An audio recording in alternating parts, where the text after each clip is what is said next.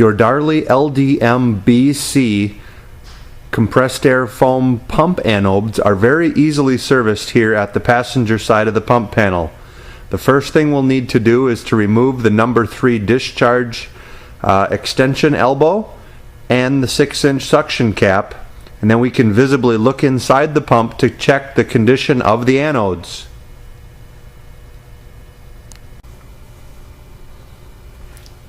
So as I was saying, the first thing we're going to do is remove the 6-inch chrome-plated suction cap.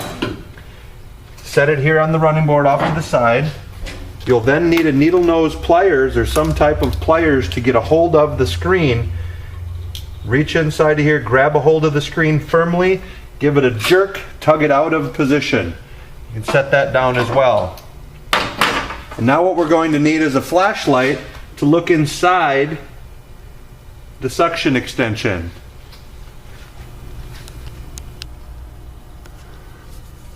Turn the flashlight on here. When you're looking inside this suction extension, what you hope to see is an anode that looks something like what you're being shown here. This anode is in good condition and does not need replacement. If that anode were severely worn down or completely gone, you would need to remove the anode, and you do so by getting underneath the pump into that suction flange with a 1 1/16 inch socket and a ratchet. You can back out that anode for replacement, and I'll show you how to do that here now. Once underneath the vehicle, you can see the running board here to give you a reference as to where I am. This is the running board where I was just working above. The main suction extension is located right here, and the main suction extension feeds into the pump, and there's an 8-bolt flange. This 8-bolt flange here has the anode. You can see the anode here coming through the end of this 8-bolt Darley flange. Using that 1 1/16 inch socket with a 1/2-inch drive ratchet, we can easily remove this anode for replacement.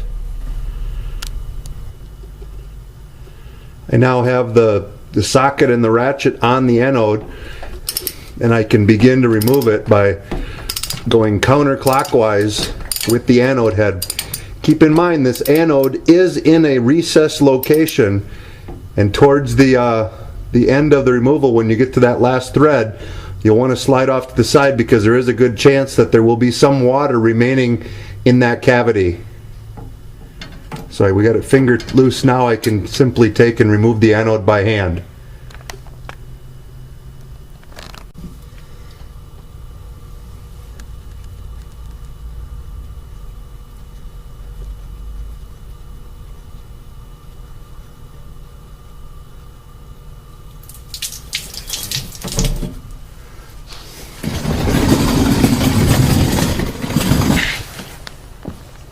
So as I mentioned before, this anode is in great shape, as it should be. The pump is brand new. What I will be doing is putting on some white Teflon thread tape. It's some 1/2-inch wide thread tape. We'll put this thread tape back onto these threads and put that anode back into position and tighten it back up.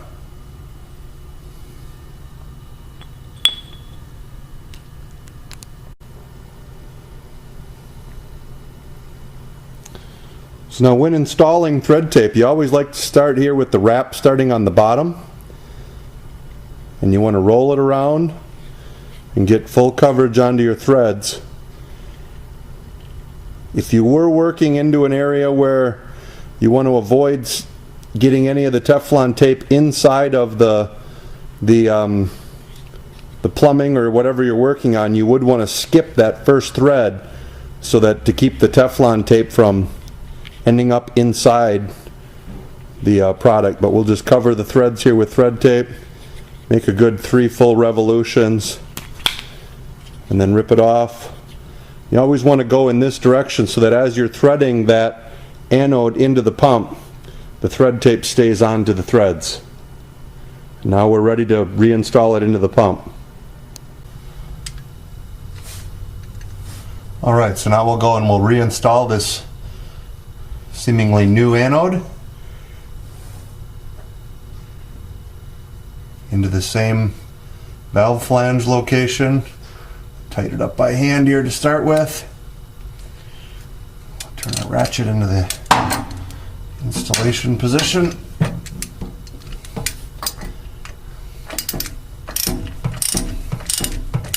And tighten it up, installing that new anode into that valve flange.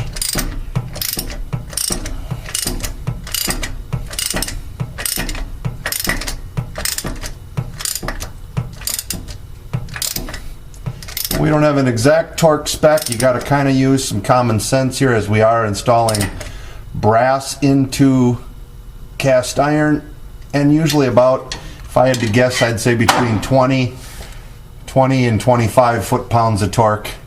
And you'll notice that we've got just a maybe one thread left before it's bottomed right out into that flange. So you want to make sure you do not bottom the anode directly into that casting, into that cast iron flange. There should be a good thread left. Like I say, about 20, maybe 25 foot-pounds of torque. And there, now you've replaced your suction side anode.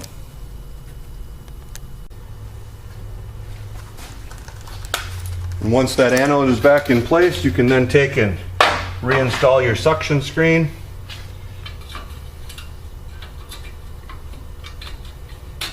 Press it in there.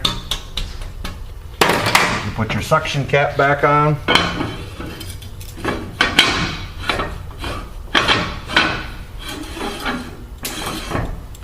And make sure it's good and tight before you head on down the road. Now we'll do the discharge side pump anode here next. And it is located inside the pump compartment here on the discharge extension that feeds this number 3 discharge. The easiest way to help you identify with where this discharge side anode is to show you here inside the pump compartment.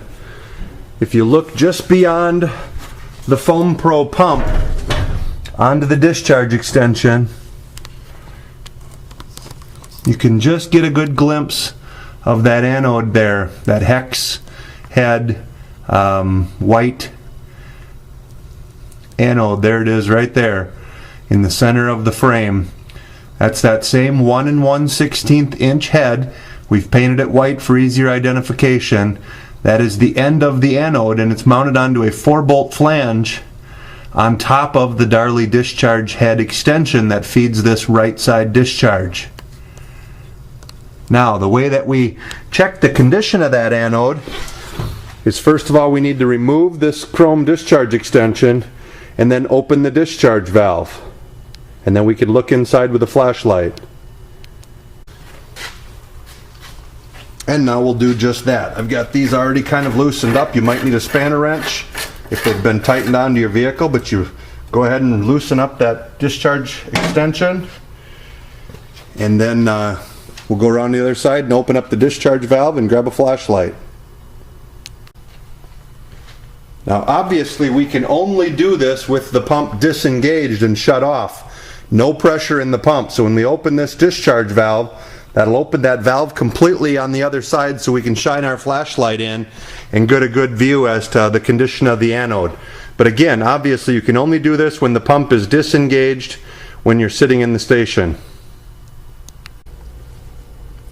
Alright, I have the camera set up now, shooting down inside the Darley valve, and you can see inside there the anode. It's in pretty good condition, again, as it is brand new right now. So see if we can zoom in there a little bit better. It's kind of hard to get a really good shot of the anode that's inside of there, but they're about nearly 4 inches long when they're new. They're made out of magnesium, and they are a metal that is a sacrificial metal in that it is more severely, more quickly attacked by corrosion than any of the other materials of your pump. So it's very important that you replace these anodes on a regular basis to help prevent any corrosion of the important parts of your pump. These anodes are put in there to be the component that requires replacement, probably at least every year or so. So now we'll show you how to get at that anode and how to replace this one as well. I've found that the easiest way to replace this anode is to go in on this passenger side pump panel, go down over the top of the ladders here, alongside the cables between the or behind this 2.5-inch stainless steel feed pipe and up over top of the anode here. So again, my hand is over here underneath the stainless steel manifold on the back side of this 2.5-inch stainless steel feed pipe, and then you can drop down onto the anode from above here, and then you can start to work the ratchet with a pretty good angled attack.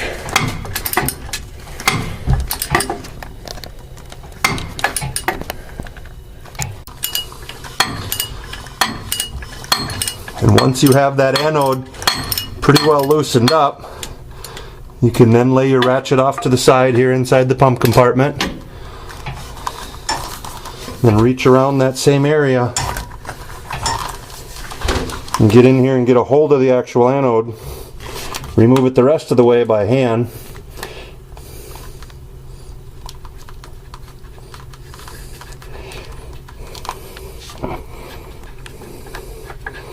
There we go. And you can pull the anode out. And again, this one's in very nice condition because, like I said before, it is rather new. So there you can see the condition of the discharge side anode. And again, it was accessed by just looking inside your discharge extension. You get a light in there and you can pretty easily see what kind of condition that anode is in without actually having to go so far as to remove it. But I wanted to show you that it is physically possible to remove that anode from the vehicle using just a ratchet and a socket, and within just a few minutes. Alright, I've recoated the anode, as you can see here, with thread tape. Now we can go ahead and reinstall it into that 4-bolt Darley discharge flange on the top of this discharge extension. We'll start to get the threads started here. And then I'll finish up with my ratchet.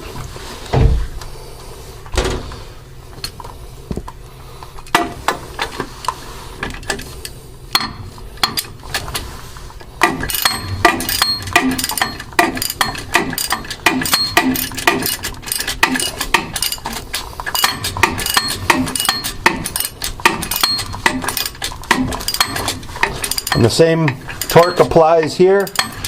You want to just make sure it's got a good, secure, tight feeling to it. About 20 to 25 foot-pounds of torque is all you need. That feels pretty good. And then once the anode is installed, I do highly recommend that you fire up the pump, put the pump in gear, run the pump up to about 100 psi, and just ensure that you don't have any leaks. And that's about it. In probably less than 5 minutes, you've just replaced both of your Darley pump anodes, the one on the discharge side that you can see here, as well as the one on the suction side. And again, depending upon your water conditions, this may be required, you know, at least maybe once every year. We'll finish up by closing down our number 3 discharge valve and putting on our discharge chrome downspout on the other side.